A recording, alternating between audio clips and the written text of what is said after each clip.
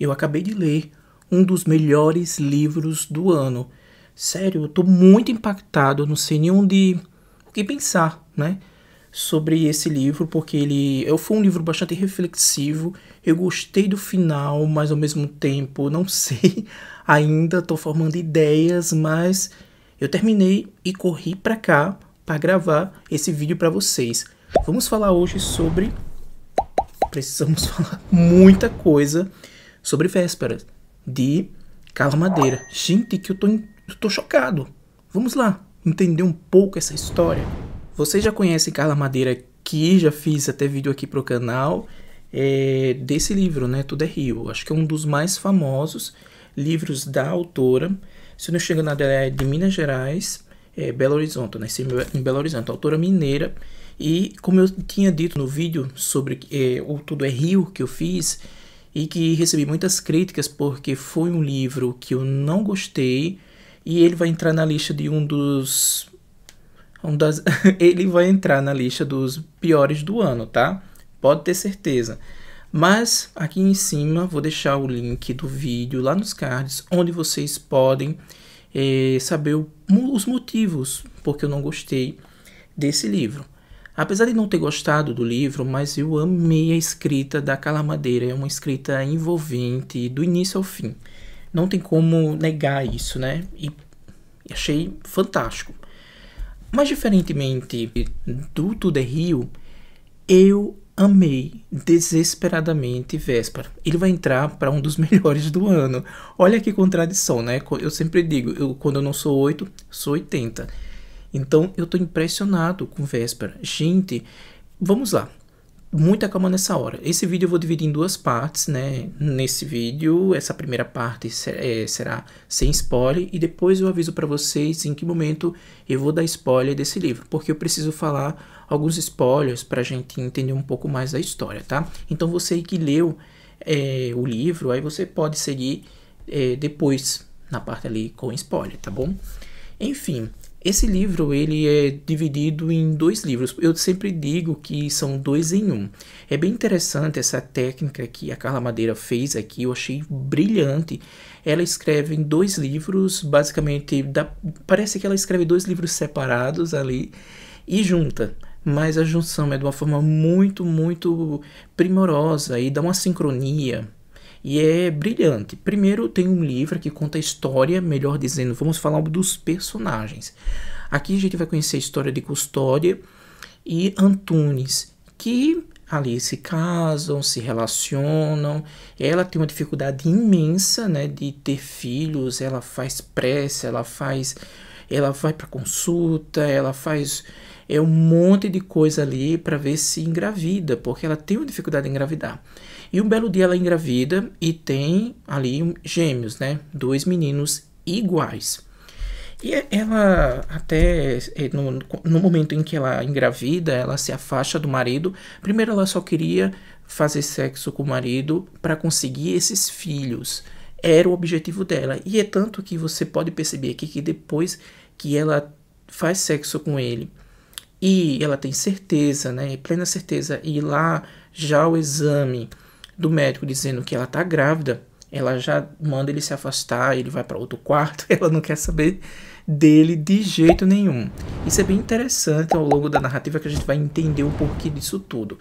Primeiro, a Custódia, ela é muito, muito fervorosa, ela é muito, muito fiel, tem muita fé no que ela acredita, então ela acredita que essa era a divindade de Deus que ia dar para ela, enfim. É tanto que ela coloca o nome dos filhos, que ela tá ali, né, na cama ainda, fazendo o seu pós-parto, tá ali de resguardo. E ela fala para o Antunes, né, que é o marido dela, olha, vá registrar esses meninos. E aí coloca de Pedro e Paulo, se eu não estou enganado, em homenagem lá aos santos que ela acredita, né? E aí, gente, um belo dia, ele chega lá para registrar essas crianças, ele coloca Caim e Abel. Quando ela sabe disso, ela fica transtornada. Imagina aí uma pessoa religiosa que tem como o nome dos filhos, os filhos ali gêmeos, irmãos, o nome Caim e Abel. Sabemos que na literatura, ali na Bíblia, há uma história sobre Caim e Abel, né? Que Caim matou o irmão e aquela coisa toda. Então ela atua aquilo, né? Ela recebe aquilo como um karma para aqueles meninos. Então é como se fosse um castigo para os meninos levar aquele nome, aqueles nomes tão pesados, né? A quem é religioso sabe o quanto aquilo pesa, né? E assim, eu entendo muito bem, né? Colocando ali na posição da custódia, eu entendo muito bem a ira dela para esse ato que o marido dela fez. Eu também ficaria, se eu fosse a custódia, eu também ficaria com raiva. E com isso ela entra em desavença com o marido e não quer saber dele mais nunca, né? Ela foca ali nas duas crianças até as crianças chegarem à sua vida adulta. A história é basicamente isso, mas ainda vou dar alguns detalhes, sem muito spoiler. O livro, como eu tinha dito, ele é dividido em dois. Primeiro tem essa história, né? Tem uma parte que é essa história e ele fica mesclando entre esse momento em que ela vai, os meninos nascem, os meninos vão à escola, os meninos vão se relacionando, vão crescendo, aquela questão também dela querer esconder os nomes dos meninos, aquela coisa, né? Em paralelo a isso, há um outro fato temporal desses mesmos personagens. Já no futuro, o Abel, né, tem um filho juntamente com uma amiga dele, a Vedina, e aí ela meio que entra em colapso ali e deixa o menino sozinho em uma avenida muito movimentada e vai embora no carro e deixa essa criança de 5 anos. Só que ela se arrepende ali, ela se arrepende e volta. Quando ela retorna, a criança já não está mais lá. Então, esse outro livro, né, essa outra parte que fica mesclando nessa história dos meninos crescendo, se desenvolvendo e criando uma carreira, enfim, tem essa história dessa criança desaparecida que, gente, que parece um thriller. Dá aquela sensação de ansiedade, nervosismo, de gente querendo saber o que vai acontecer. E é tudo muito rápido. Então a gente fica devorando.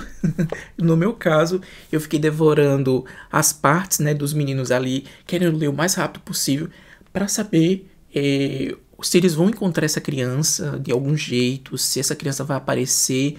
E, gente, é sério.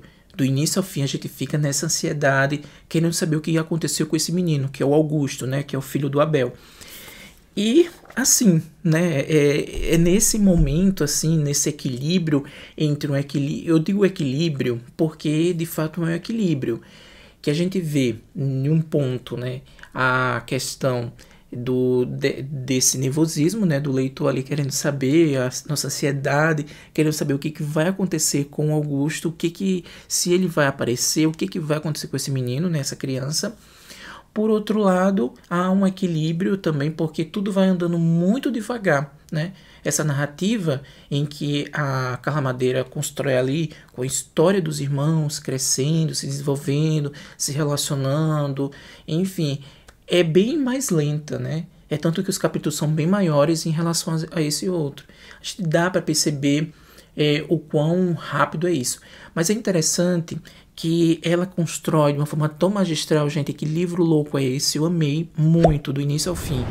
Ela vai construindo de uma forma tão magistral e como são histórias com os mesmos personagens, claro, mas com tempos diferentes, né? Tem esse lapso temporal. No final, ela vai confluindo essas histórias a um salto temporal em que essas histórias se cruzam. É como se ela tivesse chegado a um cruzamento, né? Uma grande avenida que fosse cruzando. E, gente, é lindo, tá? Eu amei demais, eu amei demais. Muitas pessoas questionaram o final. A gente vai chegar lá no final, tá? Mas o livro é basicamente isso. É a história desses irmãos que receberam esse karma, né? Nesse nome, Caim e Abel. A mãe ficou muito, muito nervosa, porque como ela é uma mulher religiosa e, gente, Caim e Abel, né? E ela com medo desses irmãos crescerem e serem inimigos, aconteceu alguma coisa muito horrível nesse embaraço todo. E ela fica ali meio que com raiva do Antunes, né, do marido, com várias e várias e várias razões. E também, por outro lado, ela vai, chega o momento da escola dessas crianças, ela coloca essas crianças na escola. Aí, nesse momento, tem esse nome, né, que ela fica perguntando, meu Deus, esses meninos podem sofrer chacotas, aquela questão de bullying, porque são os mesmos os nomes ali de uma coisa muito icônica na literatura bíblica, enfim, todo mundo já conhece essa história, uma história muito trágica, então ela tem medo que esses meninos alguém fique perturbando eles por causa desses nomes. Outra coisa, que como ela é tão ficcionada, esse texto bíblico e essa história, ela tem medo que esses meninos cresçam e virem inimigos. Então ela faz de tudo para que esses meninos sejam sempre próximos, estudem na mesma sala, sejam sempre amigos. E assim, ela tem um cuidado gigantesco. E eu gostei muito dessa personagem. A Custódia tem um coração gigantesco. E eu acho que eu entendo muito bem o Alvoroço, assim, me colocando na posição dela, ela sendo uma pessoa muito religiosa e acontecendo isso. Gente, ela tem as razões dela, tá? Então eu jamais vou julgar a Custódia. Mas enfim, a partir de agora, vocês verão aí um spoiler, tá? Então você aí que leu, segue comigo. Você que não leu, para por aqui, tá bom? Com spoiler agora. Gente, que livro interessante, né? O final, ele é muito aberto. E aí muitos se questionaram, gente, cadê o final, né? E o final, eu também fiquei me perguntando, cadê esse final? Mas o final é ali, né? Depois, como eu disse a vocês, que essas histórias se confluem e elas se encontram ali. E ali chega um grande finale, né? A gente quer saber para onde foi o Augusto. E o Augusto não aparece, ele sumiu. Alguém sequestrou ele, né? Naquele momento em que a Vedina deixa o menino, ele sequestra, alguém sequestrou esse menino. E a gente vê ali que o menino sabe o nome dele, Augusto, né? E aí a sequestradora fica até dizendo, mas ele tem sonhos de um homem que sempre beija ali a face dele à noite, enfim, mas é só um sonho. Ela fica, como é uma criança, né? Aí ela meio que consegue ludibriar a criança ali de alguma forma. A gente sabe muito bem que quem beijava sempre ali o rosto da criança à noite era o Abel, né? Que é o pai dessa criança. E assim, o que aconteceu com Abel e com Vedina? Não se sabe. É uma coisa ali, ficou meio no ar. A gente pode fazer diversas interpretações. Paralelamente a isso, né, tem toda a história magistral do Caim. Caim se deu bem na vida. A gente vê ali uma balança também um pouco desequilibrada. E ali a Custódia trata os dois, né, de forma iguais, apesar de terem a mesma aparência, mas são pessoas distintas. A gente percebe muito bem ali como o próprio o padre sempre fala, né, o padre que é o tipo diretor da escola, uma escola religiosa que eles estudam. E o padre sempre diz que, apesar de eles serem parecidos, mas são pessoas diferentes. Inclusive, eles queriam colocar essas crianças em classes diferentes, né? Em turmas diferentes, mas a mãe não deixou.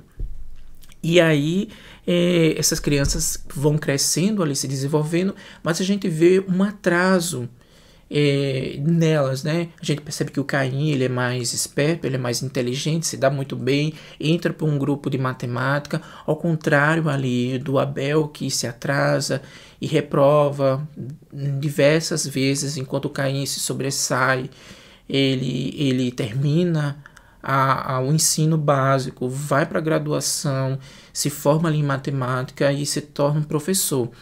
Tem esse sucesso, né?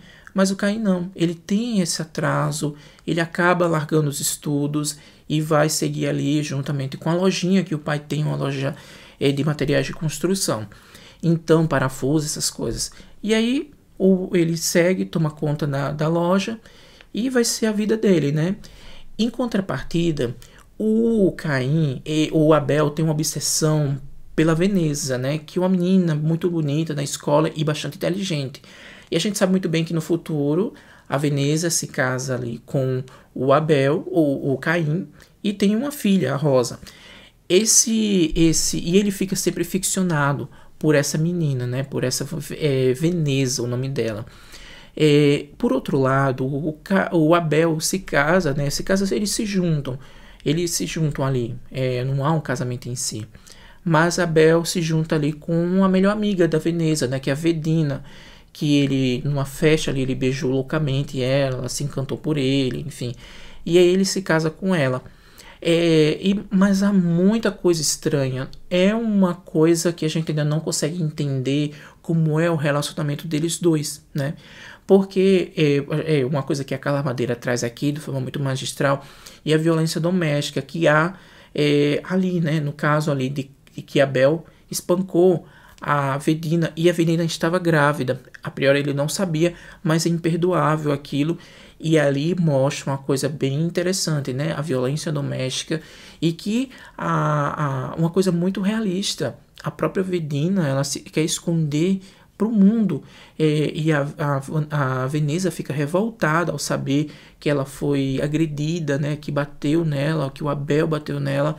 E ela fica revoltada e tem que contar para todo mundo. É tanto que ela, quando conta para o Caim meio que não acredita. A própria Vedina, né? Ela não queria contar para ninguém. Ela diz, Veneza, eu não quero contar para ninguém. E lá tá ela com a boca machucada, o rosto machucado. E aí você vê o retrato, né, dessas mulheres que são agredidas em suas casas ali no sigilo, e que de certa forma não quer contar para ninguém para não prejudicar o casamento, aquela coisa toda, né, que é sempre noticiada. E aí a Carla Madeira traz isso de forma muito magistral. Eu considero esse livro como um dos melhores do ano. Com certeza vai entrar para minha listinha dos melhores do ano, porque esse livro traz tanta coisa interessante, gente, tanta coisa interessante. Além disso tudo que eu comentei, traz essa questão da fé religiosa, dos mitos que tem envolvendo ali, né, as coisas, essa questão de tratar os irmãos gêmeos ali como pessoas iguais, mas são pessoas totalmente distintas. A violência doméstica, a questão do abandono, né, de um filho, diversas coisas, né, essa obsessão por uma pessoa. Enfim, gente, é tanto tema, é tanto assunto que eu fiquei assim louco. E leio Véspera, aí eu fiquei me perguntando, e esse Véspera, né, esse título Véspera, e é o que vai argumentar ali naquela história em que a véspera do que ia acontecer, né? É sempre a véspera. A gente, quando vai ler a história ali, a gente tem essa sensação de véspera. De véspera do quê? De véspera do acontecimento ali, do desaparecimento do Augusto. E que fica a Vedina louca procurando, né? Porque ela deixou o menino ali abandonado. Ele retorna e o menino não tá. E sempre essa véspera, né? E a gente fica naquela ansiedade para saber o que vai acontecer. Então, tá aí. Véspera. Maravilhoso, gente. Nota 10. Carla Madeira foi incrível nesse livro. Eu amei demais. Eu não consegui largar. Muitas coisas aqui eu marquei. É interessante que essa questão da história dos irmãos ali, gêmeos ou irmãos, sempre permeia a literatura, né? Tem ali a história de Caim e Abel, Esaú e Jacó da Bíblia, né? E Esaú e Jacó também de Machado de Assis, que a gente vê ali também uma briga dos irmãos por uma mulher. Aqui a gente vê também algo parecido. Então é magistral. Eu sempre gosto dessas histórias que envolvem irmãos ali, porque é sempre boa leitura. É isso, gente. Eu espero que vocês tenham gostado. Se gostou, dá aquele like. Se não tá inscrito no canal, se inscreve. E até mais. Tchau.